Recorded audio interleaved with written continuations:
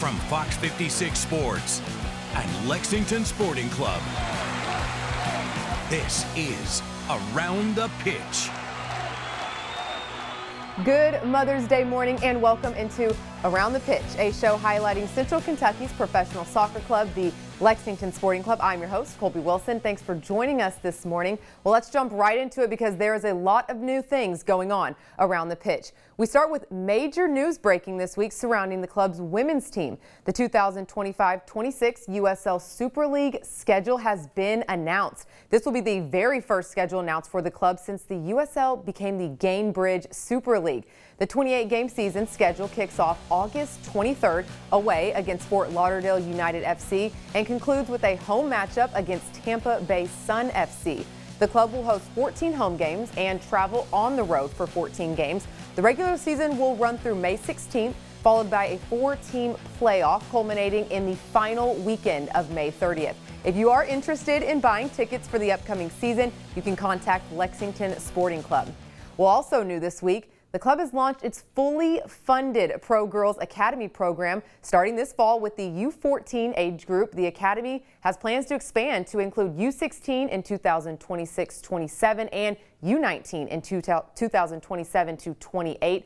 The program includes full coverage of registration, fees, uniforms, and training gear. Families will only be responsible for travel-related expenses, and players in the academy will compete in the Elite Clubs National League, also known as the ECNL, national showcases, and engage in high-profile friendlies throughout the year. Open ID sessions for interested regional players will be hosted throughout the month. You can register on the Lexington Sporting Club website.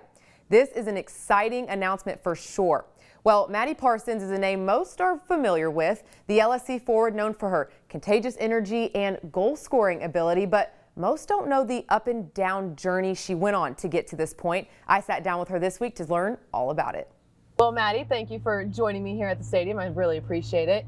I got to talk about your journey because I feel like that is a highlight, especially for younger players. You didn't have the most common journey, I would say, as other professional athletes. Didn't attend a Division I school, came from Chico State.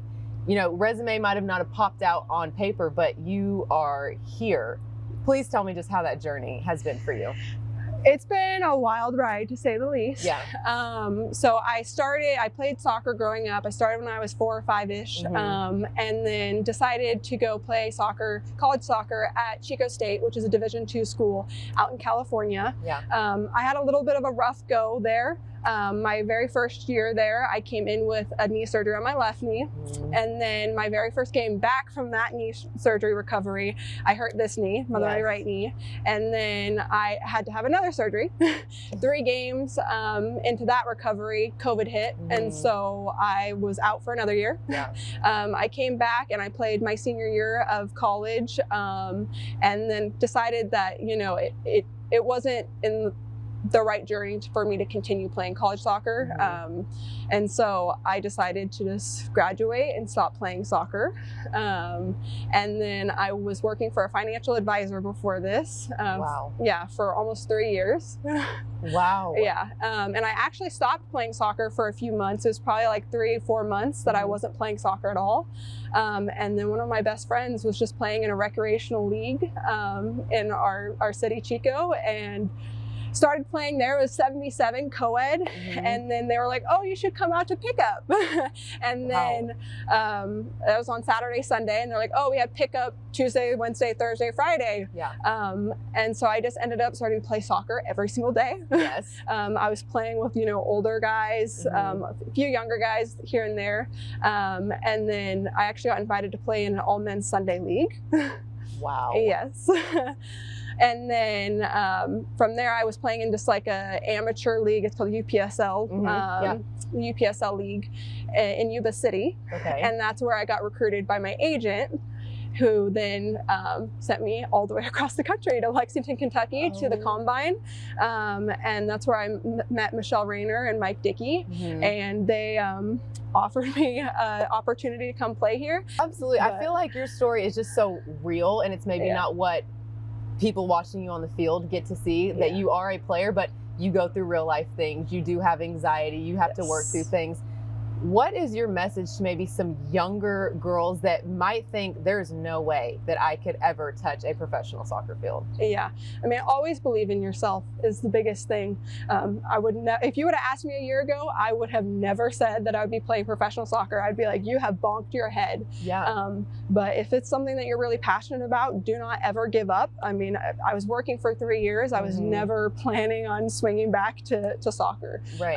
To never give up on yourself and to not pay attention to what people were saying. I mean, growing up, I've had people doubt my skill, look at me and not expect me to play the way that I do play. And so shut the haters up, to be completely honest. So yeah. You've also had quite the career being here, just came in here and just absolutely dominated. Do you feel like a lot of that was because maybe you came in here with no expectations and kind of people have always doubted you. So was that just more fuel to your fire when you got here? 100%. And I mean, I have so much love and passion for this game that, you know, when I'm out on that field, I'm genuinely having fun. And so it's easy to make that connection. Yeah. But there was no pressure on me. You know, people were like, where did she come from? She has no stats to her name. Right. So there really was no pressure coming in.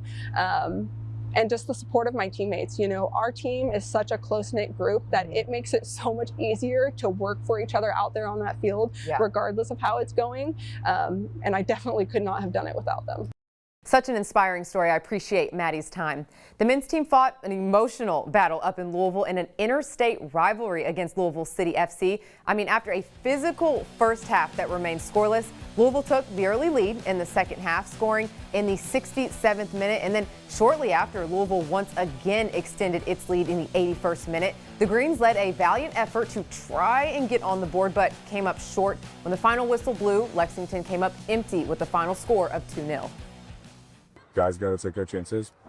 We as coaches need to continue to prepare them better to take their chances of success. And again, I think I'd be really concerned if we were not creating any level of chances, but we put ourselves in good positions and we just have to you got to take those chances. And look, everything that we're doing is still building in the right direction. The results obviously haven't gone the way we want to, but it's part of it. For young players looking to train at a high level, a club's professional academy is a great place to start. We're going to hear the story of Daniel Grider, a former academy player who is now a student at the University of Louisville, about his experience with the club's academy.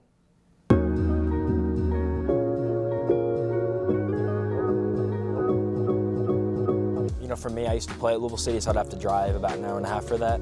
And, you know, the fields and stadium are 5 minutes away from my house now. So to like be able to drive 5 minutes to a professional team training, it's been something that I really couldn't have dreamed of. But you know, being able to have that same thing, you know, locally, I think is just such a blessing for kids in Lexington. Now they don't have to drive to get seen by colleges or chances with, you know, professional teams. So it's definitely great to have that here.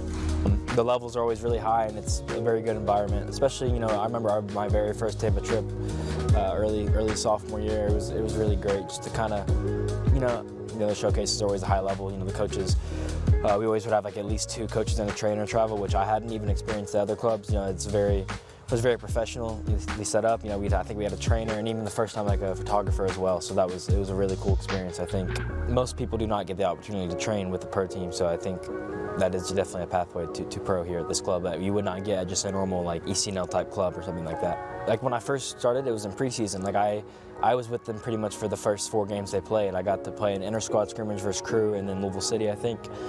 Yeah, I think it's such a unique experience because a lot of those guys that played actually college soccer themselves, so it gives me a taste of what college is going to be like, which I think is something that most players don't. So I think I'm beyond, you know, grateful for that. My biggest thing that I was trying to do when I came into the first team was just try to learn as much as I can, which I think I've tried to soak in as much as information as I can for them, because all those guys are players that I would, you know, aspire to be like when I'm older and, like, you know, when it comes to that level. So I think just so grateful for that experience. It's going to help me, you know, when I go into college, like, because I've kind of seen the level and been at it. I've probably trained with them maybe around like 20 times so far this season. So I mean, I think I'm I'm indescribably thankful for that. I think one thing I could definitely say that was good for college recruiting here at this club was Sam Stockley. He probably answered, I don't know how many calls, because I when I would reach out to schools, I'd always leave him and like they'd reach out to him. So I think, and Darren Powell as well, actually, both of them, Sam Stockley and him, they had to do a lot of speaking on behalf of me, which I think definitely helped a lot, just so they can learn more about like the things that you don't just see on video.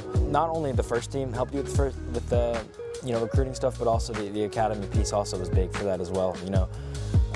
They respect the USL Academy League a lot. It's a very high level, so that was also part of that. I wanted to seem like it was just the first team that got me that as well, because both were very, very crucial for getting recruited. So I think those were big pieces. And then again, Sam Stockley and Darren had to speak on behalf of me to a lot of coaches. So I think that was also really, really big piece of it that I'm very grateful that they were willing to do that, because I know Sam and Darren both have all their other stuff that they're very busy with, but they would still take the time, to speak on behalf of me. So I really was appreciative of that, which I think helped a lot in the recruiting process.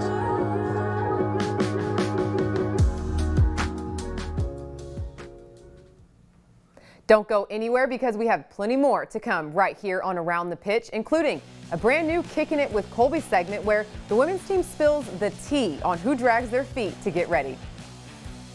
You're watching Around the Pitch with Lexington Sporting Club.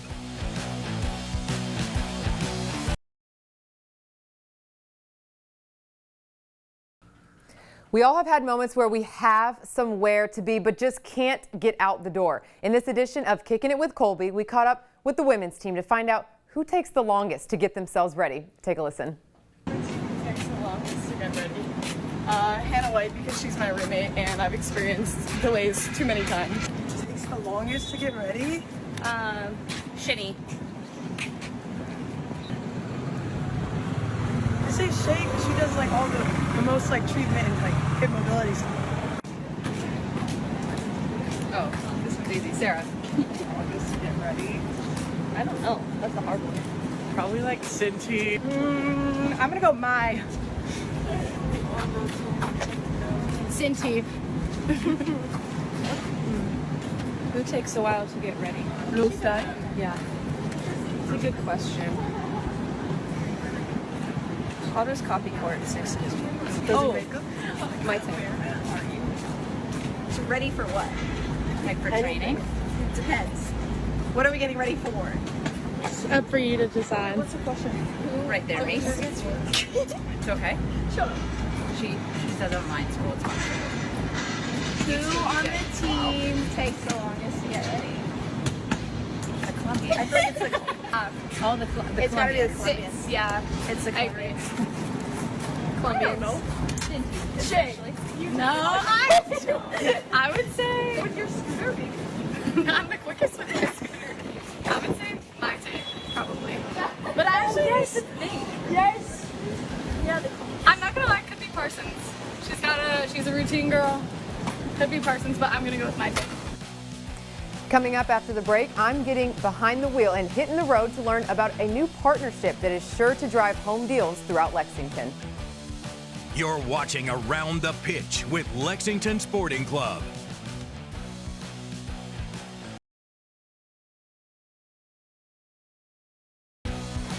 This is Around the Pitch with Lexington Sporting Club. Welcome back. LSC has announced a bunch of new exciting partnerships, which includes the James Motor Company. I actually went on a ride along with its general manager to talk about their unique partnership with the club.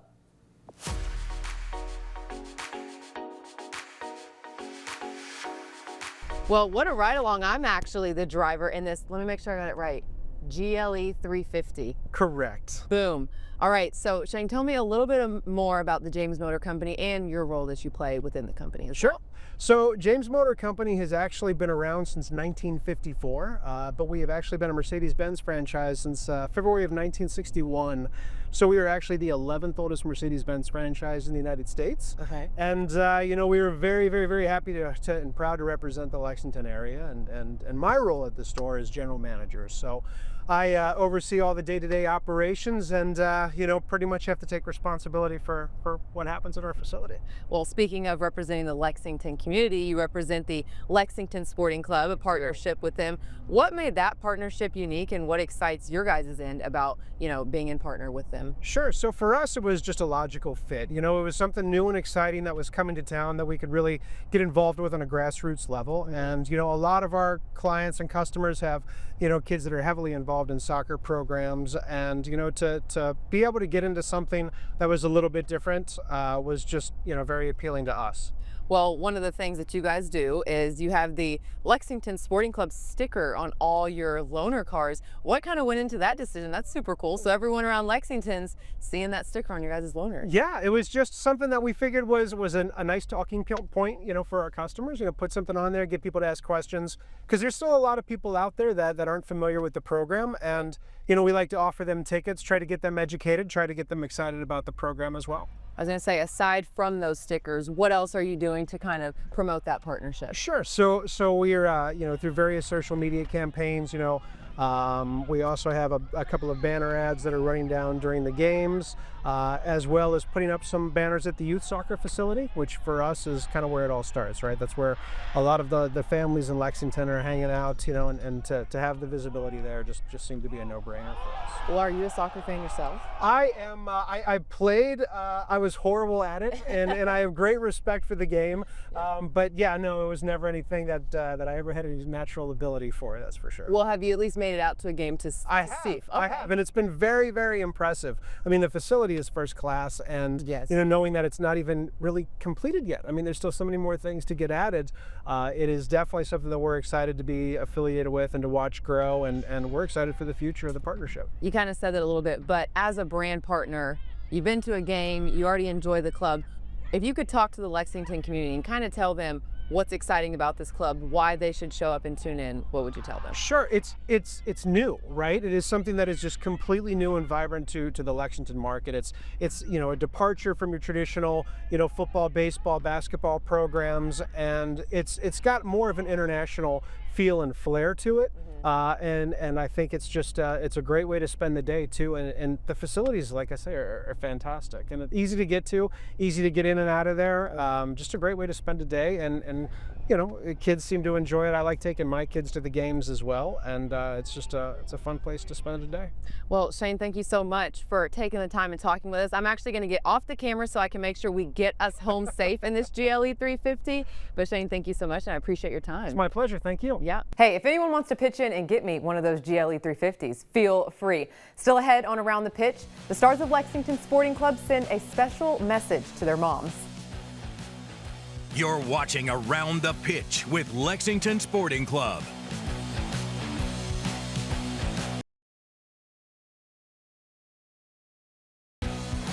This is Around the Pitch with Lexington Sporting Club.